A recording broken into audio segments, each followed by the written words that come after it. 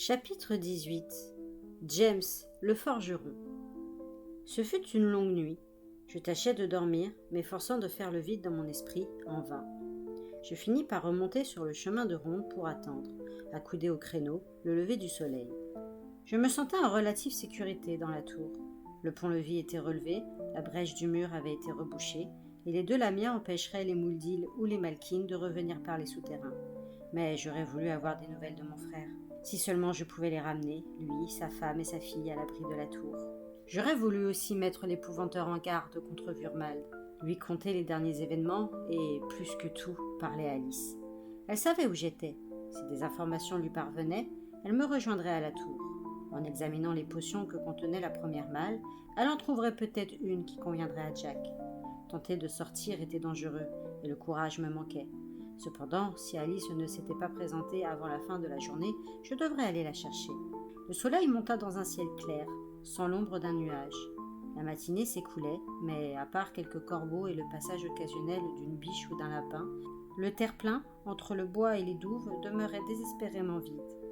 Comme le dit une chanson du comté, j'étais le roi en son château.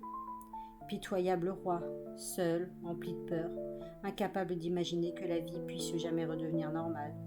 Le juge Noël finirait-il par revenir pour m'ordonner de me rendre? Si je refusais, ferait-il encore assiéger la tour? Au milieu de l'après-midi, la faim se faisait sentir. Je redescendis dans la salle commune. Les braises rougeoyaient encore dans l'âtre et je mis quelques pommes de terre à cuire. Je les mangeais tout juste sorties du feu, si chaudes que je pouvais à peine les tenir entre mes doigts. Je me brûlais la langue, mais cela en valait la peine, car elles étaient délicieuses. Je n'avais presque rien avalé depuis mon arrivée à Pendle. Je retrouvai mon bâton abandonné dans un coin et restai assis un moment en le tenant en travers de mes genoux. Ce simple contact me réconfortait. Je pensais à la chaîne d'argent que Noël m'avait confisquée. Il me la fallait. J'en avais besoin pour la tâche qui m'attendait. Du moins, les malles de maman étaient-elles de nouveau en ma possession. Je me sentais encore incertain et troublé, mais je décidai que, dès la nuit tombée, je sortirais d'ici pour me mettre en quête d'Alice ou de l'épouvanteur. À la faveur de l'obscurité, j'avais une chance d'échapper aussi bien aux sorcières qu'aux prévôts et à ses sbires. Je n'utiliserai pas le pont-levis. Une fois celui-ci abaissé, il n'y aurait personne pour le relever, et les sorcières pourraient s'introduire aisément dans la tour. Il me faudrait reprendre le tunnel au risque d'une nouvelle rencontre avec l'Antrige. Ma décision prise, je remis quelques pommes de terre au feu en prévision de mon souper et remontai au créneau pour surveiller les alentours. J'attendis, vigilant, rassemblant mon courage qui menaçait de flancher à mesure que le soleil descendait à l'horizon.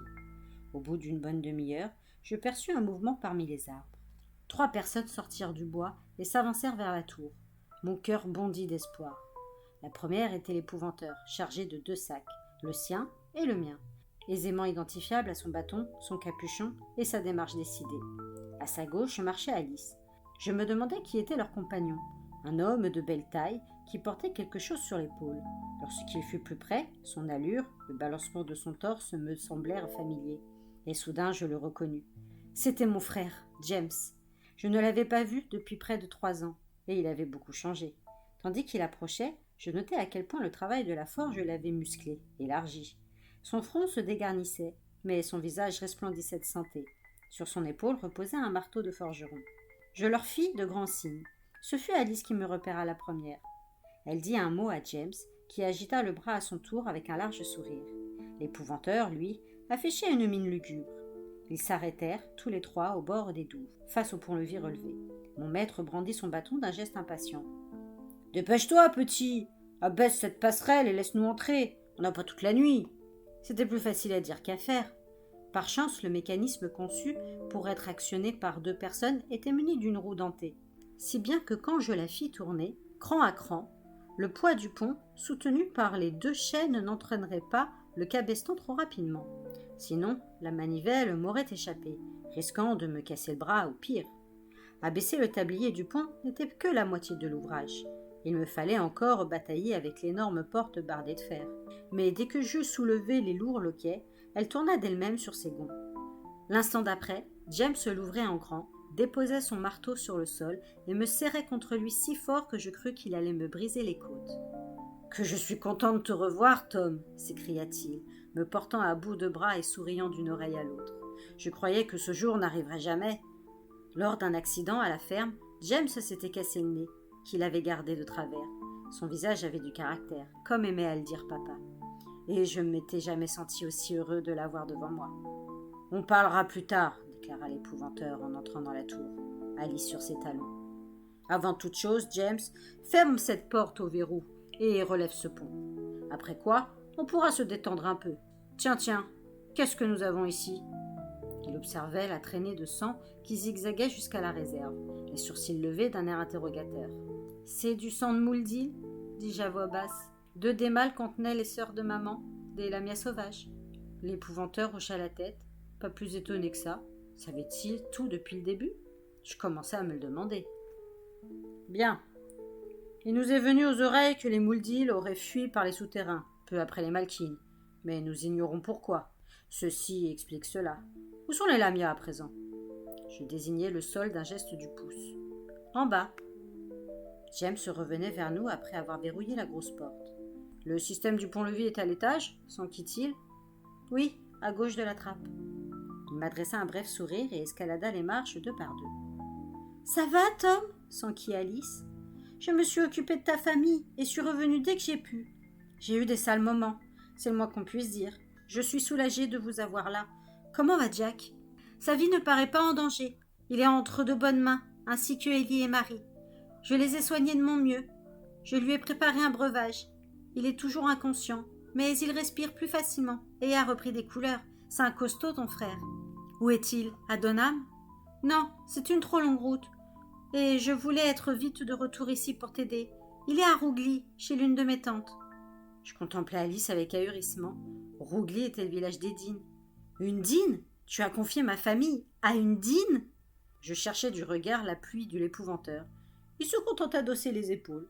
Ma tante Agnès n'est pas comme les autres, m'assura Alice. Elle n'est pas mauvaise. Toutes les deux, nous avons toujours été du côté du bien. Son 2e nom est Sowerbutt, et elle a vécu à Wallet. Elle est revenue à Rougli après la mort de son mari. Elle vit seule. Son cottage est en dehors du village, et personne ne sait que ta famille est chez elle. Ne t'inquiète pas, Tom, c'est la meilleure solution. Tout ira bien. J'étais mécontent, mais à ce moment, notre conversation fut interrompue par le bruit du pont qu'on relevait. Nous attendîmes en silence jusqu'à ce que James ait redescendu l'escalier. « Nous avons beaucoup à nous dire, » déclara l'épouvanteur. « Alors, asseyons-nous. Près de l'âtre, ça me paraît un endroit aussi confortable qu'un autre. » Il tira un siège près du feu. James se limita. Alice et moi nous assîmes à même le sol, de part et d'autre de la cheminée. « Une de ces patates ne me déplairait pas, Tom, » fit Alice. « Je n'ai rien senti d'aussi appétissant depuis des jours. Celles-ci vont être bientôt prêtes, et je vais en mettre d'autres à cuire. »« J'ai déjà eu l'occasion de goûter ta cuisine, » fit sèchement l'épouvanteur. « Je ne suis pas sûr que ce soit une bonne idée. » En dépit de ce ton sarcastique, je savais qu'il ne cracherait pas sur une pomme de terre, lui non plus. Je retournai donc à la réserve, en rapportai une provision que je glissai sur les braises à l'aide d'un bâton. « Pendant que tu te fourrais dans le pétrin, je n'ai pas perdu mon temps, » reprit mon maître. « J'ai ma façon à moi d'enquêter, et on trouve toujours un individu ou deux qui n'ont pas peur de parler. Il semble que, depuis le dernier Halloween, des émissaires des Dînes se sont introduits en douce dans Donham pour y répandre leur mauvaiseté et terrifier les braves gens. La plupart des villageois avaient trop peur pour avertir le père Stock qui, hormis leur profanation de sépulture, ignorait que les choses avaient pris une telle ampleur. La peur, c'est terrible. Qui pourrait blâmer des parents quand leurs enfants sont menacés, leurs troupeaux décimés sous leurs yeux et leurs champs ravagés? À la fin de l'été, le pays entier aurait été sous la domination de ce clan de sorcières. J'aime travailler en toute indépendance, ou avec mon apprenti, bien sûr, mais la situation ne me permettait pas. J'ai tenté de pousser les habitants à réagir, ça n'a rien donné. Tu le sais, petit, notre seule présence engendre la crainte. Certains villageois n'osaient même pas m'ouvrir leurs portes. Par chance, ton frère James est arrivé. Il a pu parler franchement avec Matt Finlay, le forgeron de Donham. Il lui a fait mesurer quel danger pesait sur leur famille à tous. Au bout du compte, quelques hommes du village nous ont promis leur concours. Je t'épargne les détails. En tout cas, nous allons extirper les Dînes de ce coin de terre, les arracher des racines aux branches, et ils ne seront pas prêts de revenir. Je jetai un coup d'œil à Alice, elle ne réagit pas. Tout cela, continua l'épouvanteur, a fait que je n'ai lu ta lettre que très tard. Trop tard pour intervenir. Nous sommes partis pour Reed Hall et avons rencontré Alice, qui nous attendait au bord de la lande. Nous avons rejoint les bois des Corbeaux ensemble. Pauvre Robert. Il s'est montré un bon apprenti et un ami fidèle. Il ne méritait pas un tel sort. Mon maître secoua tristement la tête. Je suis navré, monsieur Grégory, dis-je. Je n'ai rien pu faire pour le sauver. Tib s'est abreuvé de son sang, mais c'est Vurmald qui l'a tué d'un coup de couteau. Le souvenir du malheureux prêtre gisant, mort sur son lit, me revint avec tant de force que j'en bégayais presque. Elle profite de son rôle de maîtresse de maison pour tenir le juge Noël sous sa coupe. Elle m'a accusé du meurtre. Il gobe tout ce qu'elle lui raconte. Il s'apprêtait à m'envoyer à Castor pour y être pendu aussitôt la brèche ouverte dans la tour. Il va continuer à me poursuivre. Et qui me croira alors? La terreur d'être capturé et emmené à Castor me reprenait. Tranquillise-toi, petit. La pendaison peut être désormais le quai de tes soucis. J'ai appris que le juge Noël et le prévôt Barnes avaient disparu. Je subodore que ni l'un ni l'autre n'est plus en état de te condamner. Je me souvins alors des paroles de la gouvernante quand elle m'avait enfermé dans la cellule de Reed Hall.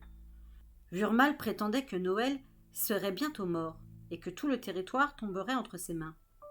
La première affirmation est probablement vraie, acquiesça l'épouvanteur.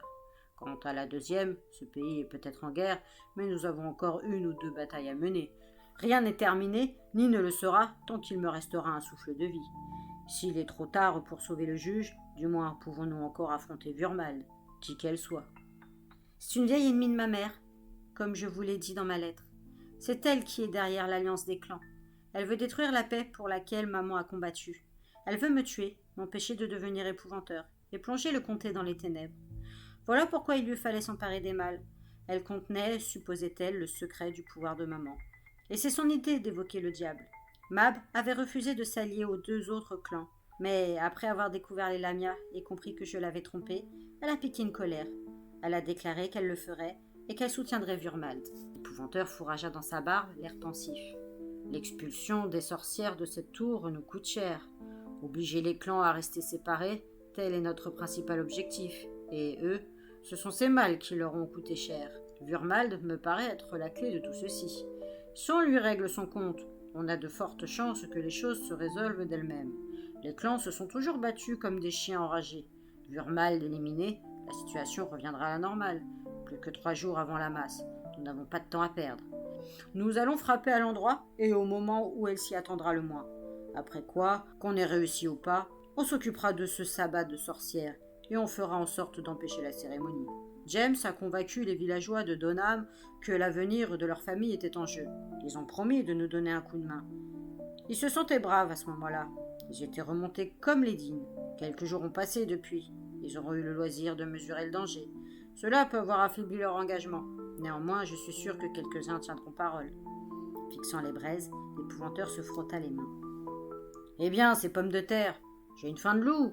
Je vais prendre le risque d'en goûter une, finalement. Avec un bâton, je tirai du feu une de celles que j'avais mises à cuire pour moi, les autres n'étant pas encore prêtes. Il l'attrapa habilement. En le voyant le passer d'une main à l'autre pour ne pas se brûler les doigts, je ne pus dissimuler un sourire. Malgré le tragique des récents événements, les dernières nouvelles m'avaient regaillaudi. Ellie et la petite Marie étaient saines et sauves, mon frère Jack allait un peu mieux, et je ne serais sans doute pas envoyé à Caster après tout.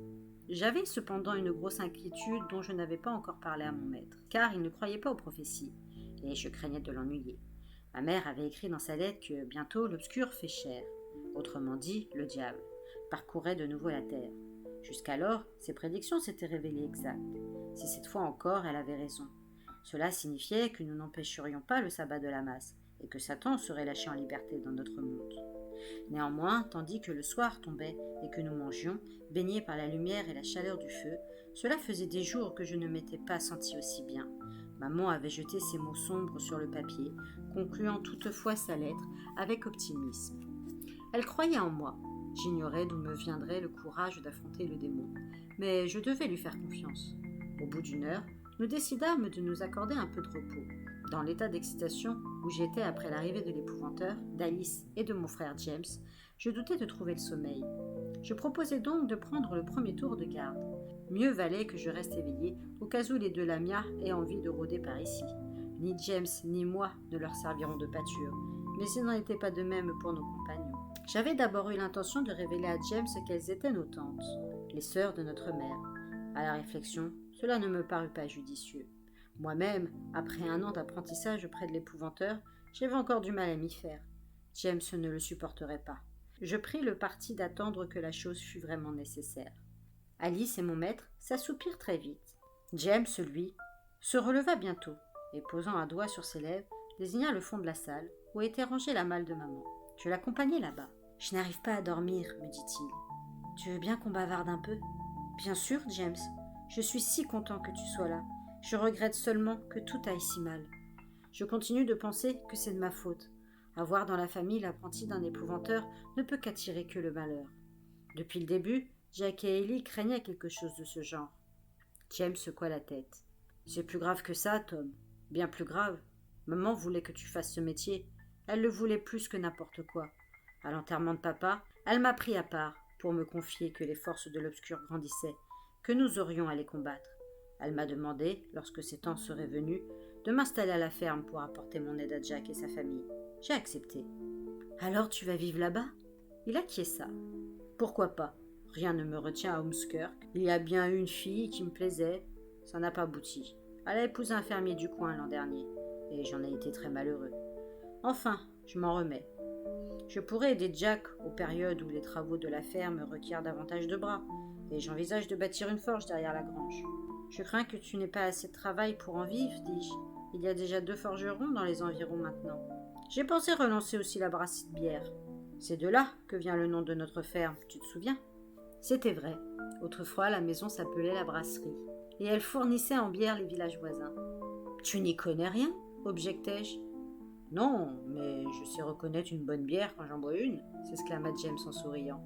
« J'apprendrai. On peut tout réussir quand on décide de s'y mettre, tu ne crois pas ? Qu'est-ce qui ne va pas, Tom ? C'est l'idée que je vienne vivre à la maison qui te déplaît ? Ce n'est pas ça, James. Ça m'inquiète, c'est tout. Les sorcières de Pendle ont repéré la ferme. Quoi que nous fassions, nous n'en aurons jamais fini. Je ne voudrais pas avoir un autre de mes frères blessé ou en danger. C'est ce que maman désirait, et je le ferai. Ces temps obscurs dont elle parlait sont venus. Je le sens.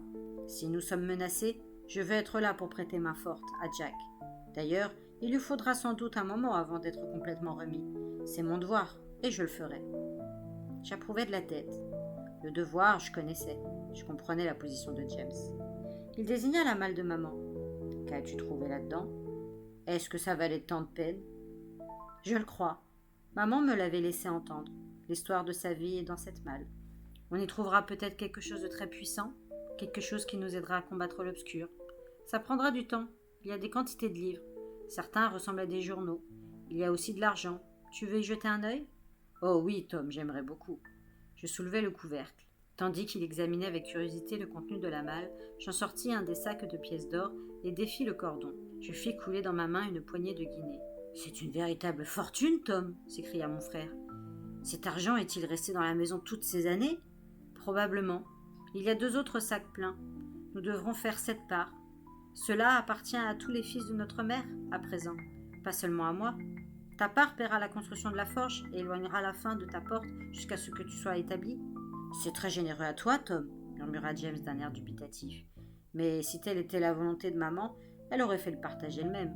Non, puisque c'était dans la malle, cela signifie que tu en auras besoin pour autre chose, quelque chose de plus important. Je n'avais pas pensé à ça. Maman ne décidait jamais rien sans raison. Cela méritait réflexion. James prit le plus grand volume recouvert de cuir, celui qui avait attiré mon attention dès que j'avais ouvert le coffre. Il l'ouvrit à l'une des premières pages. « Qu'est-ce que c'est » fit-il perplexe. « C'est l'écriture de maman, mais je ne saisis pas un traître mot. On dirait une langue étrangère. C'est du grec, la langue que parlait maman. »« Ah, j'aurais dû m'en douter. Elle te l'avait enseigné, n'est-ce pas ? Pourquoi à toi et pas à tous ses fils ?» Il parut attristé, puis son visage s'éclaira. « À cause de la voie qu'elle souhaitait te voir suivre, hein, bien sûr. Elle agissait toujours pour le mieux. Tu m'en lirais un petit passage, Tom, hein, juste quelques mots. » Il me tendait le livre, toujours ouvert à la page qu'il avait choisie au hasard. Je la parcourus rapidement. « C'est le journal de maman, James. » Puis je traduisis à haute voix. « Hier, j'ai mis au monde notre 2e fils, un beau bébé vigoureux. Selon le souhait de son père, il s'appellera James, un vrai nom du comté. Mais moi, en secret, je le nomme Héphaïstos, comme le dieu des forgerons. car je vois la lumière du feu dans ses yeux et le marteau de sa main. Je n'ai jamais été plus heureuse, comme je voudrais être pour toujours une mère entourée de jeunes enfants. Qu'il est triste de penser qu'ils devront grandir et accomplir ce qui doit être accompli. J'arrêtais ma lecture, mon frère me regardait stupéfait. « Et je suis devenu forgeron ?» s'exclama-t-il, comme si elle avait choisi pour moi à ma naissance. « Peut-être a-t-elle choisi, James. C'est papa qui t'a trouvé une place d'apprenti. Mais peut-être maman avait-elle décidé de ton futur métier ? C'est ce qu'elle a fait pour moi, en tout cas. » Il y avait autre chose que je ne lui fis pas remarquer. James s'en rendrait sans doute compte par lui-même, quand il y repenserait. En ouvrant le journal, il était tombé sur le récit de sa naissance, comme si maman, de là où elle était, avait guidé sa main. Moi aussi, ce livre avait tout de suite capté mon regard. C'était d'entre ces pages qu'était tombée la lettre m'apprenant ce que j'avais besoin de savoir. Je mesurais soudain à quel point maman était puissante. Elle avait empêché les sorcières d'ouvrir les malles, qui maintenant étaient à nous, protégés par les sœurs Lamia. Ces pensées me rendirent mon optimisme. Les dangers que nous allions affronter étaient grands, mais avec une mère comme la mienne et mon maître à mes côtés, tout finirait par s'arranger.